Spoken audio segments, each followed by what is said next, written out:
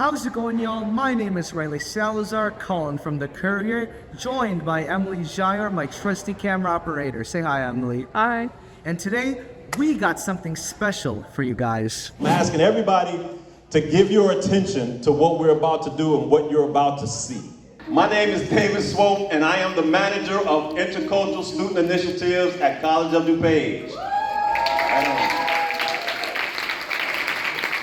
So a big part of Juneteenth and the celebration that goes with it has always included music in some form or fashion. They were doing music before 1865. And so after 1865, it took on a different type of dynamic.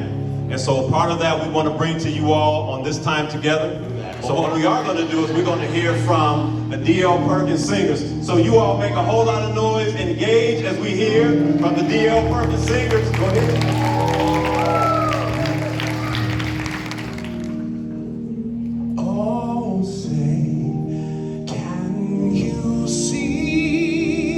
As the proud daughter of Mexican immigrants, I grew up understanding that history isn't always written with us in mind. My family taught me to take pride in our roots, to honor our traditions, to never forget the sacrifices that brought us here. But I also learned that part of building a better future means recognizing the full truth of the past. If it had been the case that they won freedom in 1865 and that was the end of the story, then we would not have someone like Dr. King and Coretta Scott King. See, I'm a former classroom teacher, but I did not decide to begin to teach outside of the class until I was victimized and targeted with the same hate that my ancestors were hundreds of years ago, even 50, 60 years ago, and for some people, even 6 days ago, unfortunately. Fight for your rights, advocate for yourself, even if it's in the smallest way. Post about it on social media, call your senators, call everybody, advocate for yourself, advocate for your community.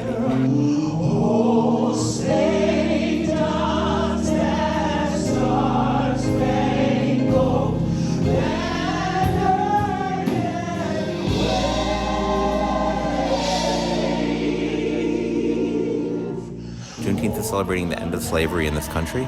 What it means to me is also the resilience of people who never really stopped having problems from Jim Crow, the attempt to reimpose slavery at the end of the Civil War, what you call mass incarceration, which has aspects of slavery in it, but people kept fighting.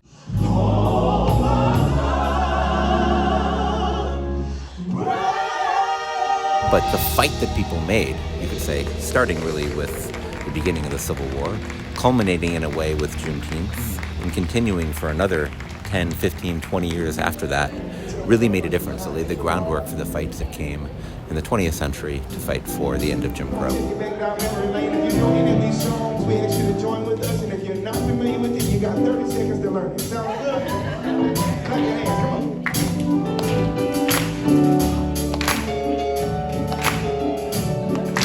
There was a date back in June 19, 1865. And in my humble opinion, without June 19th of 1865, July 4th is a difficult thing to live up to. Because we talked about liberty and justice for all. So we cannot all be liberated or justified, and all of us are not liberated or justified. So on June 19th of 1865, that is when that happened in terms of its concept. So we are here to celebrate the fact that we have the opportunity to move around as humans in this space, engage in teaching and learning in this space, work together in this space, encourage one another in this space, be together in this space. Today we want everybody to engage, to meet someone that you do not know, to talk about the reason why you're here. If you've never heard of Juneteenth, this is a perfect opportunity for you to learn.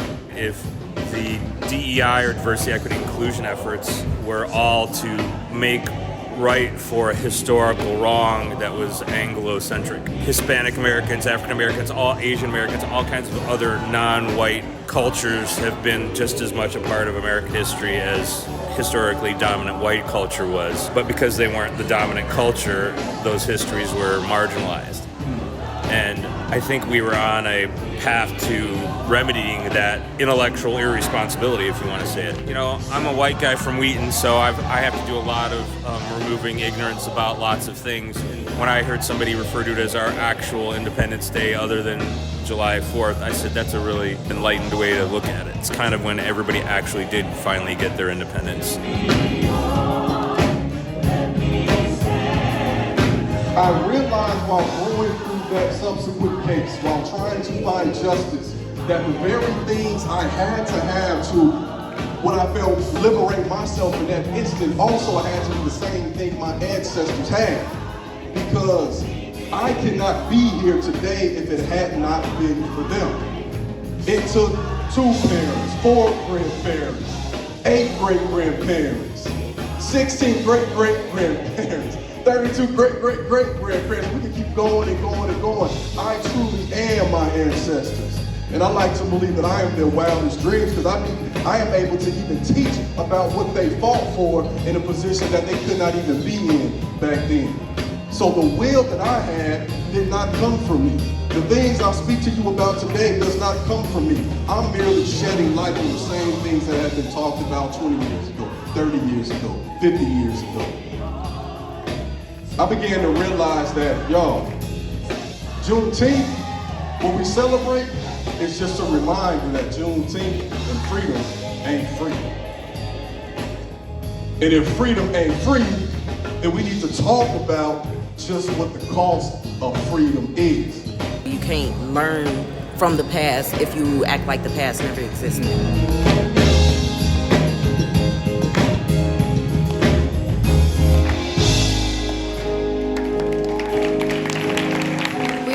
Very shaky political economic state right now, but you know, hearing about stuff today and stuff from the past, like, it just motivates me and my fellow like friends and peers to, you know, actually stand up and, you know, not just sit back and see everything on Twitter or TikTok and not take a stand. So we definitely need to actually do something about it.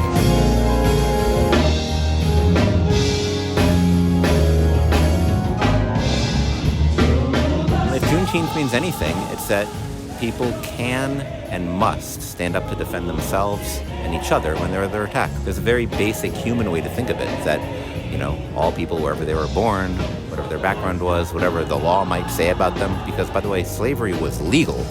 Running away from slavery was illegal. So saying people broke the law so they should be kidnapped or deported or put in some crazy jail in El Salvador is a pretty crazy reasoning.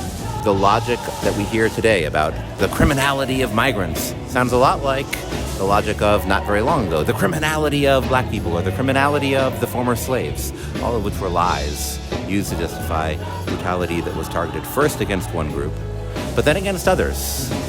White people in the South got much lower wages. White people in the South lived worse, also because of Jim Crow, because they accepted the oppression of black people for 100 years after the end of slavery. And so I think there's a lesson to be learned there, which is stomping on people on the bottom hurts us all.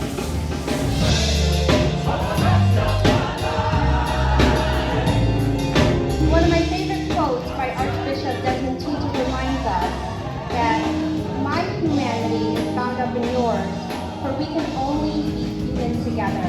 Thank you all for sharing this time with us and for carrying forward the spirit of Juneteenth, not just today, but in all the ways we show up for justice, dignity, and belonging every day. Thank you all so much.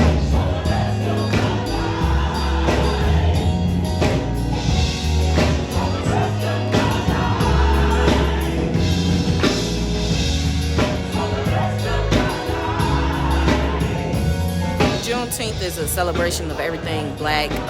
It's not just about black history, it's about the black experience, black music, black art.